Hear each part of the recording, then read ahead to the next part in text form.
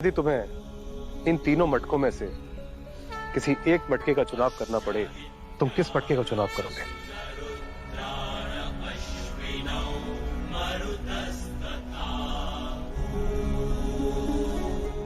मुझे ज्ञात था तुम इसी पीतल के मटके का चुनाव करोगे, किंतु इसके भीतर है क्या, वो तो देखो।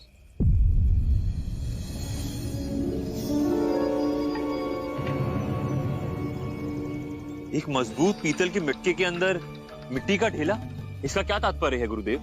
बताऊंगा, तुम दूसरे मटके का चुनाव करो। जी।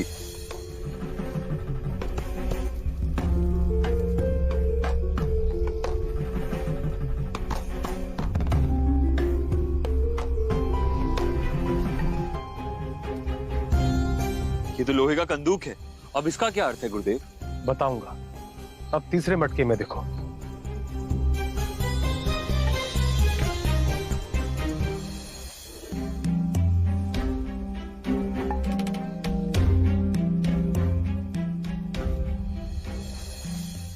एक कच्चे मटके के अंदर एक मजबूत पीतल का मटका, उसके भीतर तो देखो। इसके भीतर कमल का एक पुष्प, इन सब का अर्थ क्या है गुरुदेव? तुमने अपनी आशा के अनुरूप पीतल के मजबूत मटके को चुना, उसमें से क्या निकला? मिट्टी का एक डेला।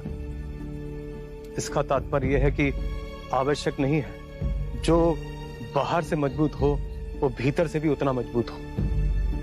तुमने पुनः जो मटका चुना वो पक्की मिट्टी का था, किंतु उसमें से क्या निकला?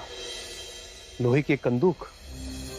इसका तात्पर्य यह हुआ कि जो बाहर से कमजोर दिख रहा हो सकता है वो अंदर से बहुत शक्तिशाली हो। और तीसरा मटका, इसका क्या अर्थ है गुरुदेव? तीसरे मटके का तात्पर्य उसके गुणों से है वत्स।